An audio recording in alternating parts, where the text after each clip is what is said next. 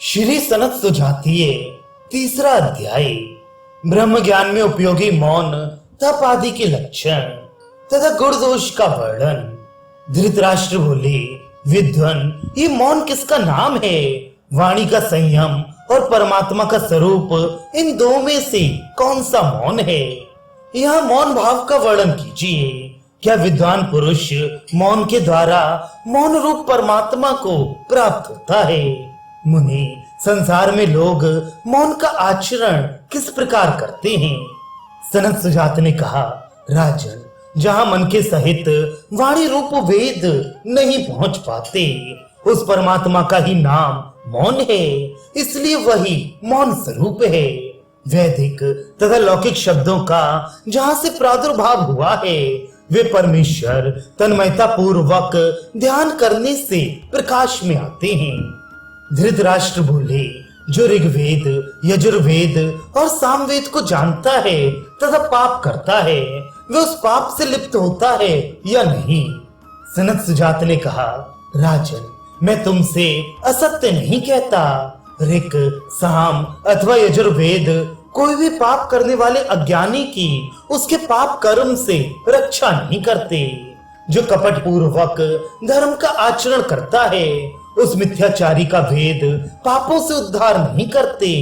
जैसे पंख निकल आने पर पंछी अपना घोंसला छोड़ देते हैं, उसी प्रकार अंत काल में वेद भी उसका परित्याग कर देते हैं। धृतराष्ट्र बोले, विद्वान, यदि धर्म के बिना वेद रक्षा करने में समर्थ नहीं है, तो वेद वेत्ता ब्राह्मणों के पवित्र होने का प्रलाप चिरकाल से क्यों चला आता है? सनत सुजात ने कहा, महानुभाव, परमात्मा के ही नाम आदि विशेष रूपों से इस जगत की प्रतीति होती है। ये बात भेद अच्छी तरह निर्देश करके कहते हैं, किंतु वास्तव में उसका स्वरूप इस विश्व से विलक्षण बताया जाता है। उसी की प्राप्ति के लिए वेद में कृच्छ, चांद्रायण आदि तप और ज्योतिषोम आदि यज्ञों का प्रतिपादन किया गया है। इन तप और यज्ञों के द्वारा उन श्रोत्रिय विद्वान पुरुष को पुण्य की प्राप्ति होती है। फिर उस पुण्य से पाप को नष्ट कर देने के पश्चात ज्ञान के प्रकाश से वह अपने सच्चिदानंद स्वरूप का साक्षात्कार करता है। इस प्रकार विद्वान पुरुष ज्ञान से आत्मा को प्राप्त होता है। अन्यथा धर्म, अर्थ और काम रूप त्रिवर्ग फल की इच्छा रखने के कारण वे इस लोक में किए हुए सभी कर्मों को साथ लेकर उन्हें परलोक में भोगता है तथा भोग समाप्त होने पर पुनः इस संसार मार्ग में लौट आता है। इस लोक में तपस्या की जाती है और परलोक में उसका फल भोगा जाता है। ये सबके लिए साधारण नियम है, परंतु अवश्य पालन करने योग्य तप में स्थिर रहने वाले ब्रह्मवेत्ता पुरुषों के लिए तो यही लोक है। उन्हें यही जीवन काल में ही ज्ञान रूप फल प्राप्त हो जाता है। धृतराष्ट्र बोले, सनत सुजात जी, एक ही तप की कभी वृद्धि और कभी हानि कैसे होती है? आप इसे इस प्रकार बताइए जिससे हम भली भांति समझ सके। सनत सुजात ने कहा, जो किसी कामना या पाप रूप दोष से युक्त नहीं होता, उसे विशुद्ध तप कहते हैं। केवल वही तप रिद्ध और समृद्ध होता है, किंतु जब उस तप में कामना या पाप रूप दोष का संसर्ग होता है, तो उसकी हानि होने लगती है। राजन, तुम जो कुछ मुझसे पूछ रहे हो, ये सब तपस्या मूलक तप से ही प्राप्त होने वाला है। वेद वेत्ता विद्वान इस तप से ही परम अमृत मोक्ष को प्राप्त होते हैं। धृतराष्ट्र बोले, सनत सुजात जी, मैंने दोष रहित तपस्या का महत्व सुना। अब तपस्या के जो दोष हैं, उन्हें बताइए, जिससे मैं इस सनातन गोपनीय तत्व को जान सकूं। सनत सुजात ने कहा, राजन, तपस्या के क्रोध आदि 12 दोष हैं तथा 13 प्रकार के क्रूर मनुष्य होते हैं। पितरों और ब्राह्मणों के धर्म आदि 12 गुण शास्त्रों में प्रसिद्ध हैं। काम, क्रोध, लोभ, मोह, असंतोष, निर्दयता, असूया, अभिमान, शोक, स्पृहा, ईर्ष्या और निंदा। मनुष्यों में रहने वाले ये 12 दोष सदा ही त्याग देने योग्य हैं। नरश्रेष्ठ जैसे व्याध मृगों को मारने का अवसर देखता हुआ उनकी टोह में लगा रहता है, उसी प्रकार इनमें से एक एक दोष मनुष्यों का छिद्र देखकर उन पर आक्रमण करता है। अपनी बहुत बड़ाई करने वाले, लोलुप, अहंकारी, निरंतर क्रोधी, चंचल और आश्रितों की रक्षा नहीं करने वाले ये 6 प्रकार के मनुष्य पापी हैं। महान संकट में पड़ने पर भी ये निडर होकर इन पाप कर्मों का आचरण करते हैं। संभोग में ही मन लगाने वाले, विषमता रखने वाले, अत्यंत मानी, दान देकर पश्चाताप करने वाले, अत्यंत कृपण, अर्थ और काम की प्रशंसा करने वाले तथा स्त्रियों के दोषी, ये 7 और पहले के 6 कुल 13 प्रकार के मनुष्य क्रूर समुदाय कहे गए हैं। धर्म, सत्य, इंद्रिय निग्रह, तप, मत्सरता का अभाव, लज्जा, सहनशीलता, किसी के दोष ना देखना, यज्ञ करना, दान देना, धैर्य और शास्त्र ज्ञान, ये ब्राह्मण के 12 व्रत हैं। जो इन 12 व्रतों गुणों पर अपना प्रभुत्व रखता है वे संपूर्ण पृथ्वी के मनुष्यों को अपने अधीन कर सकता है। इनमें से 3, 2 या 1 गुण से भी जो युक्त है उसके पास सभी तरह का धन है, ऐसा समझना चाहिए। दम, त्याग और आत्म कल्याण में प्रमाद ना करना, इन 3 गुणों में अमृत का वास है। जो बुद्धिमान ब्राह्मण हैं वे कहते हैं कि इन गुणों का मुख सत्य स्वरूप परमात्मा की ओर है, अर्थात ये परमात्मा की प्राप्ति कराने वाले हैं। दम 18 गुणों वाला है। आगे बताए जाने वाले 18 दोषों के त्याग को ही 18 गुण समझना चाहिए। कर्तव्य कर्तव्य के विषय में विपरीत धारणा, असत्य भाषण, गुणों में दोष दृष्टि, स्त्री विषयक कामना, सदा धनोपार्जन में ही लगे रहना, भोग इच्छा, क्रोध, शोक, तृष्णा, लोभ, चुगली करने की आदत, डहा, हिंसा, संताप, चिंता, कर्तव्य की विस्मृति, अधिक बकवाद और अपने को बड़ा समझना, इन दोषों से जो मुक्त है उसी को सत्पुरुष जितेंद्रिय कहते हैं। मद में 18 दोष हैं। ऊपर जो दम के विपर्य सूचित किए गए हैं वे ही मद के दोष बताए गए हैं। आगे मद के स्वतंत्र दोष भी कहे जाएंगे। त्याग 6 प्रकार का होता है। वे 6 प्रकार का त्याग अत्यंत उत्तम है, किंतु इनमें तीसरा अर्थात काम त्याग बहुत ही कठिन है। उसके द्वारा मनुष्य नाना प्रकार के दुखों को निश्चय ही पार कर जाता है। काम का त्याग कर देने पर सब कुछ जीत लिया जाता है। राजेंद्र 6 प्रकार का जो सर्वश्रेष्ठ त्याग है उसे बताते हैं। लक्ष्मी को पाकर हर्षित ना होना ये प्रथम त्याग है। यज्ञ होम आदि में तथा कुएं, तालाब और बगीचे आदि में धन खर्च करना दूसरा त्याग है। और सदा वैराग्य से युक्त रहकर काम का त्याग करना ये तीसरा त्याग कहा गया है। तथा ऐसे त्यागी को सच्चिदानंद स्वरूप कहते हैं। अतः ये तीसरा त्याग विशेष गुण माना गया है। पदार्थों के त्याग से जो निष्कामता आती है वे स्वेच्छा पूर्वक उनका उपभोग करने से नहीं आती। अधिक धन संपत्ति के संग्रह से भी निष्कामता सिद्ध नहीं होती तथा उसका कामना पूर्ति के लिए उपभोग करने से भी काम का त्याग नहीं होता। किए हुए कर्म सिद्ध ना हो तो उनके लिए दुख ना करे, उस दुख से गिलानी ना उठाए। इन सब गुणों से युक्त मनुष्य यदि द्रव्यवान हो तो भी वह त्यागी है।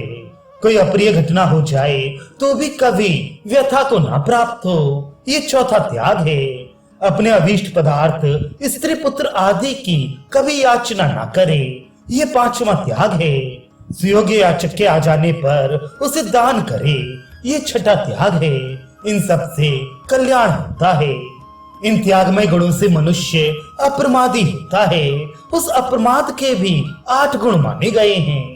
सत्य, ध्यान, समाधि, तर्क, वैराग्य, चोरी न करना, ब्रह्मचर्य और अपरिग्रह, ये 8 गुण त्याग और अप्रमाद दोनों के ही समझने चाहिए। इसी प्रकार जो मद के 18 दोष पहले बताए गए हैं उनका सर्वथा त्याग करना चाहिए। प्रमाद के 8 दोष हैं, उन्हें भी त्याग देना चाहिए। भारत 5 इंद्रियां और छठा मन, इनके अपने अपने विषयों में जो भोग बुद्धि से प्रवृत्ति होती है। 6 तो यही प्रमाद विषय दोष हैं, और भूतकाल की चिंता तथा भविष्य की आशा 2 दोष ये हैं। इन 8 दोषों से मुक्त पुरुष सुखी होता है। राजेंद्र, तुम सत्य स्वरूप हो जाओ। सत्य में ही संपूर्ण लोक प्रतिष्ठित है।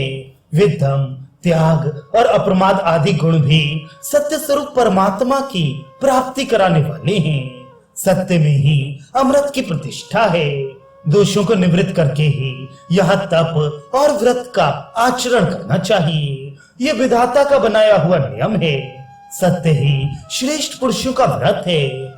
मनुष्य को इन दोषों से रहित और गुणों से युक्त होना चाहिए। ऐसे पुरुष का ही विशुद्ध तप अत्यंत समृद्ध होता है। राजन, तुमने जो मुझसे पूछा है वह मैंने संक्षेप में बता दिया। यह तप जन्म, मृत्यु और वृद्धावस्था के कष्ट को दूर करने वाला, पापहारी तथा परम पवित्र है। धृतराष्ट्र ने कहा, मुनि, इतिहास पुराण जिनमें 5वां है, उन संपूर्ण वेदों के द्वारा कुछ लोगों का विशेष रूप से नाम लिया जाता है, अर्थात वे पंचवेदी कहलाते हैं। दूसरे लोग चतुर्वेदी और त्रिवेदी कहे जाते हैं। इसी प्रकार कुछ लोग द्विवेदी, एक वेदी तथा अनरज कहलाते हैं। इनमें से कौन से ऐसे हैं जिन्हें मैं निश्चित रूप से ब्राह्मण समझूं? सनत सुजात ने कहा, राजन, एक ही वेद को न जानने के कारण बहुत से वेद कर दिए गए हैं। उस सत्य स्वरूप एक वेद के सार तत्व परमात्मा में तो कोई विरला ही स्थित होता है, वही ब्राह्मण मानने योग्य है। इस प्रकार वेद के तत्व को न जानकर भी कुछ लोग मैं विद्वान हूँ ऐसा मानने लगते हैं। फिर उनकी दान, अध्ययन और यज्ञादि कर्मों में लौकिक एवं पारलौकिक फल के लोभ से प्रवृत्ति होती है। वास्तव में जो सत्य स्वरूप परमात्मा से च्युत हो गए हैं, उन्हीं का वैसा संकल्प होता है। फिर सत्य रूप वेद के प्रमाण का निश्चय करके ही उनके द्वारा यज्ञों का विस्तार अनुष्ठान किया जाता है। किसी का यज्ञ मन से, किसी का वाणी से तथा किसी का क्रिया के द्वारा संपादित होता है। पुरुष संकल्पमय है और वह अपने संकल्प के अनुसार प्राप्त हुए लोकों का अधिष्ठाता होता है। किंतु जब तक संकल्प शांत ना हो तब तक दीक्षित व्रत का आचरण अर्थात यज्ञादि कर्म करते रहना चाहिए। ये दीक्षित नाम दीक्षव्रतादेशे इस धातु से बना है। सत्पुरुषों के लिए सत्य स्वरूप परमात्मा ही सबसे बढ़कर है, क्योंकि परमात्मा के ज्ञान का फल प्रत्यक्ष है और तप का फल परोक्ष है। इसलिए ज्ञान का ही आश्रय लेना चाहिए। बहुत पढ़ने वाले ब्राह्मण को केवल बहुपाठी, बहुज्ञ समझना चाहिए। इसलिए क्षत्रिय केवल बातें बनाने से ही किसी को ब्राह्मण न मान लेना। जो सत्य स्वरूप परमात्मा से कभी पृथक नहीं होता, उसी को तुम ब्राह्मण समझो। राजन, अथर्वा मुनि एवं महर्षि समुदाय ने पूर्व काल में जिनका गान किया है वे ही वेद हैं। किंतु संपूर्ण वेद पढ़ लेने पर भी जो वेदों के द्वारा जानने योग्य परमात्मा के तत्व को नहीं जानते, वे वास्तव में वेद के विद्वान नहीं हैं। नरश्रेष्ठ छंद वेद उस परमात्मा में स्वच्छंद संबंध से स्थित हैं, अर्थात स्वतः प्रमाण हैं। इसलिए उनका अध्ययन करके ही वेद वेदता आर्य जन वेद्य रूप परमात्मा के तत्व को प्राप्त हुए हैं। राजन, वास्तव में वेदों के तत्व को जानने वाला कोई नहीं है, अथवा यूं समझो कि कोई विरला ही उनका रहस्य जान पाता है। जो केवल वेद के वाक्यों को जानता है, वे वेदों के द्वारा जानने योग्य परमात्मा को नहीं जानता। किंतु जो सत्य में स्थित है, वे वेद वेद्य परमात्मा को जानता है। जो ज्ञेय मन आदि अचेतन है, उनमें से कोई ज्ञाता नहीं है। इसलिए मनुष्य मन आदि के द्वारा न तो आत्मा को जानते हैं और न अनात्मा को। जो आत्मा को जान लेता है वही अनात्मा को भी जानता है। जो केवल अनात्मा को जानता है वह सत्य आत्मा को नहीं जानता। जो ज्ञाता वेदों को जानता है वही वेद्य अर्थात जगत आदि को भी जानता है। परंतु उस ज्ञाता को न वेद पाठी जानते हैं और न वेद ही। तथापि जो वेदवेत्ता ब्राह्मण हैं वे उस आत्म तत्व को वेद के द्वारा ही जानते हैं। द्वितीया के चंद्रमा की सूक्ष्म कला को बताने के लिए जैसे वृक्ष की शाखा की ओर संकेत किया जाता है, उसी प्रकार उस सत्य स्वरूप परमात्मा का ज्ञान कराने के लिए ही वेदों का भी उपयोग किया जाता है, ऐसा विद्वान पुरुष मानते हैं। मैं तो उसी को ब्राह्मण समझता हूँ जो परमात्मा के तत्व को जानने वाला और वेदों की यथार्थ व्याख्या करने वाला हो, जिसके अपने संदेह मिट गए हों और दूसरों के भी संपूर्ण संशयों को मिटा सके। इस आत्मा की खोज करने के लिए पूर्व, दक्षिण, पश्चिम या उत्तर की ओर जाने की आवश्यकता नहीं है। फिर आग्नेय आदि कोणों की तो बात ही क्या है। इस प्रकार दिग्विभाग से रहित प्रदेश में भी उसे नहीं ढूंढना चाहिए। आत्मा का अनुसंधान अनात्म पदार्थों में तो किसी तरह करे ही नहीं। वेद के वाक्यों में भी ना ढूंढकर केवल तप के द्वारा उस प्रभु का साक्षात्कार करे। सब प्रकार की चेष्टा से रहित होकर परमात्मा की उपासना करे, मन से भी कोई चेष्टा न करे। राजन, तुम भी अपने हृदयाकाश में स्थित उस विख्यात परमेश्वर की उपासना करो। मौन रहने अथवा जंगल में निवास करने मात्र से कोई मुनि नहीं होता। जो अपने आत्मा के स्वरूप को जानता है वही श्रेष्ठ मुनि कहलाता है। संपूर्ण अर्थों को व्याकृत अर्थात प्रकट करने के कारण ज्ञानी पुरुष व्याकरण कहलाता है। यह समस्त अर्थों का प्रकटीकरण मूलभूत ब्रह्म से ही होता है, अतः वही मुख्य व्याकरण है। विद्वान पुरुष भी ब्रह्मभूत होने के कारण इसी प्रकार अर्थों को व्याकृत करता है, इसलिए वह भी व्याकरण है। जो संपूर्ण लोकों को प्रत्यक्ष देख लेता है वह मनुष्य उन सब लोकों का दृष्टा मात्र कहलाता है, सर्वज्ञ नहीं होता। किंतु जो एकमात्र सत्य स्वरूप ब्रह्म में ही स्थित है वह ब्रह्मवेत्ता ब्राह्मण सर्वज्ञ हो जाता है। राजन, पूर्वोक्त धर्म आदि में स्थित होने से तथा वेदों का विधिवत अध्ययन करने से भी मनुष्य इसी प्रकार परमात्मा का साक्षात्कार करता है। ये बात अपनी बुद्धि द्वारा निश्चय करके मैं तुम्हें बता रहा हूँ।